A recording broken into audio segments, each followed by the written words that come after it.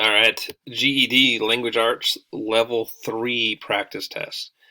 So we have 4 practice tests in all 4 different levels. So level 4 is the hardest, level 1 is the easiest. So this one should be in the semi-difficult range. There will be 10 questions on this practice test, and in the description, all 10 questions are there along with all the answer choices. So I recommend going through that and answering the questions first. Then coming back here, see how you did, and see what there is that needs to be learned. So with that, also from a score standpoint, so I say this, I try to remember to say this at the beginning of all our practice test videos. For each subject area, like so in this case, language arts, you need a 145 to pass. So 145 usually is somewhere in the range of about 65%. So that's kind of like your bottom line number. If you're thinking about college applications in any way, and you want to bump that number up to more like 75 or 80%.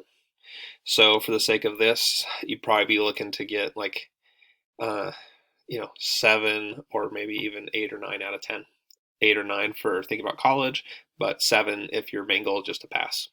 That should be the goal. We also have a mobile app that can help you out with a lot more questions and feedback and customized videos. If you're interested in that, free to install, and we got a link there at the top of the description. Okay, let's jump in. Which statement uses figurative language? Okay, figurative language, what does that mean?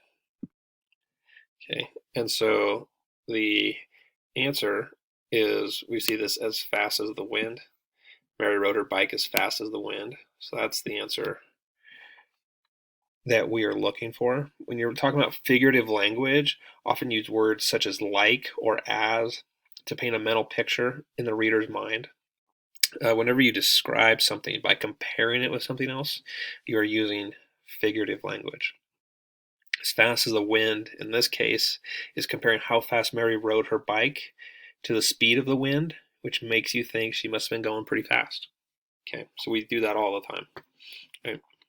And when we talk, when we write, it's figurative language. Question 2. Don't judge a book by its cover would most likely be a theme. Okay, so we go through these, but we want to be familiar with the differences between theme, plot, setting, and tone, among others. The theme in a piece of fiction is its controlling idea or its central insight. Okay, it is the author's underlying meaning and main idea that he or she is trying to convey. So in this case, don't judge a book by its cover is a theme. Some other popular themes just to have in your mind are things like love is kind, or people are afraid of change, big concepts that the book could be about.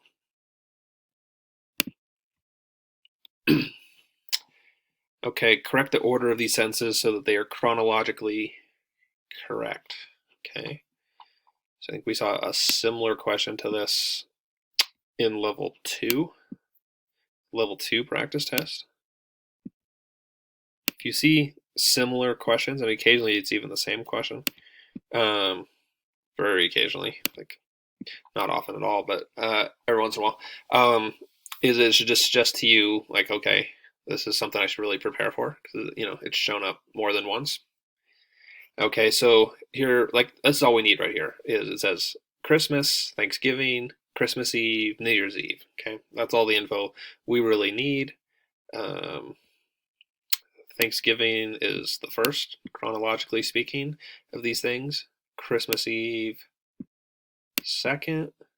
Christmas, third. New Year's Eve, last. 2, 3, 1, 4. That is answer choice B. Choice B, 2, 3, 1, 4. All right, looks good. Moving on. Question 4. All right, The Great Gatsby, a novel by F. Scott Fitzgerald, takes place in New York during the Roaring 1920s. This setting gives the reader a clue as to what. Okay, so this can happen where So especially this can be confusing if you're actually familiar with The Great Gatsby or you've read it. Um, right? Is a lot of times they'll give you more details than were given for this actual question, right? All they told us was that it takes place in New York during the roaring 1920s. Okay, this setting gives the reader a clue as to what. So let's look at our answer choices. There will probably be extreme wealth portrayed throughout the book. Okay, because it says specifically the roaring 1920s, that information does make us think like the roaring 20s was about extreme wealth, right? Followed by stock market crash in 1929 and then the Great Depression throughout the 1930s. Okay, so we'll circle it for now and that we like that answer. But let's see what else we got. There'll probably be extreme poverty portrayed throughout the book. Not likely. So we'll cross that one off.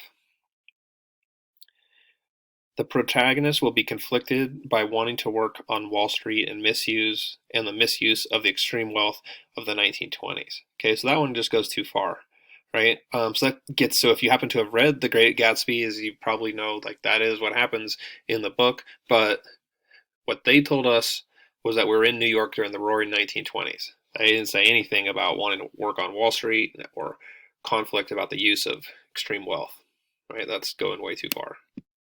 Setting does not tell us that. And then finally, answer D. Fitzgerald will chronicle the extreme wealth as leading to the death of the American dream. Again, that setting does not tell us that. Okay, that gets into much further into the book or what it possibly could mean. Okay, so if you've read it or you're familiar with it, answer choices C and D can seem kind of tempting, right? But again, the setting just tells us about extreme wealth will be portrayed throughout the book. All right. The disintegration of the American dream in an era of unprecedented prosperity. Again, we're talking about the Great Gatsby, right? And material excess would be considered a blank. Again, we're on theme. Okay, that is not plot, setting, or conflict. The plot would be the details of the story. So, for example, Nick Carraway moves to New York from Minnesota to learn about the bond business.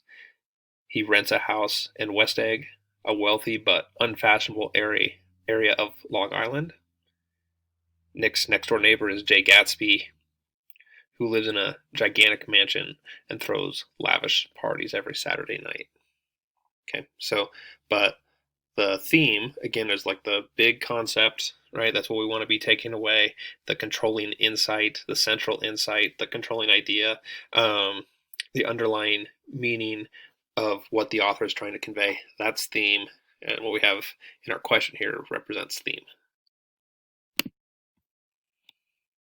See, the point at which the conflict in the story is revealed is called rising action. Answer choice A. Rising action is where the events in the story become complicated and the conflict in the story is revealed. So those will be events between the introduction and the climax. The climax is the highest point of interest and the turning point of the story. Falling action is when events and complications begin to resolve themselves. And then finally, denouement is the final outcome or untangling of events in the story. So we'd like to be familiar with all of those. Okay, Walking Dead is an example of what? So Walking Dead is an oxymoron. Funny term, right? So an oxymoron is when two terms are seemingly contradictory, right? So you can't be walking and also be dead at the same time. New classic could be another oxymoron. Bathos is associated with anticlimax, an abrupt transition from a lofty style or grand topic to a common or vulgar one. Irony is the difference between what should happen and reality, or what is said and what is meant. And then malapropism is confusing one word with another similar sounding word. So an example there could be having one wife is called monotony when it should be called monogamy. Alrighty, that's malapropism. Question 8. America is often referred to as a melting pot. What does this mean? Okay, so melting pot refers to a lot of different races and nationalities within the country. So answer choice A says variety of economic opportunities for both men and women. No, that's not what melting pot means. Variety of nationalities and ethnicities. Yes, that is what it means. The first Americans were actually Indians. No, I mean, it might be true, but that's not what melting pot means. Hottest country on earth. No. Okay, so that's all we have left there. For some background, the term melting pot came into general use in the U.S. after it was used as a metaphor describing a fusion of nationalities, cultures, and ethnicities in the 1908 play using the same name, Melting Pot. So this is really different from what happens in most countries. So certainly you don't need like that background info. I just found it slightly interesting. As far as I had previously did not know where the term melting pot came from either. But certainly we want to know at least what it means. It's a common term to be familiar with. She was powerful, mighty, and brave. What type of language usage is this? This is parallelism, right? And so things like parallel structure showed up in level 2, in the level 2 practice test. So the fact that we're seeing it again probably means we want to be familiar with it. So parallel words have a similar meaning and balance each other out in a sentence or a phrase. A euphemism avoids the explicit meaning of the word. Passed away instead of died would be a euphemism. Hyperbole is exaggeration. Like, I'm going to freeze to death out here. That would be considered hyperbole. And climax refers to building up to the highest point of a story. And one more. Question 10. Okay, so let's look at this one. So I always try to look at what they're going to ask me first before I actually read whatever's in the quotes. So in this passage, it can be inferred that the dark cloud is, and so the key word here is inferred. Okay, inferred or implied. So that's going to mean like what's in the quotes, like it represents something. It's not going to be explicitly stated right in the text. Calling it a cover-up would be far too dramatic, but for more than half a century, even in the midst of some of the greatest scientific achievements in history, physicists have been quietly aware of the dark cloud looming on a distant horizon. Okay, so they don't make it real clear what exactly it is they're afraid of, but that there is a dark cloud looming somewhere. Okay, so our choices are an atypical diagnosis, unsupported hypothesis, unknown threat, important contradiction. Okay, so because they won't really tell us what it is almost by definition there, it's unknown. And so that leads us to going with unknown threat, answer choice C. Okay, so that gets us to the end of the level 3 practice test for language arts.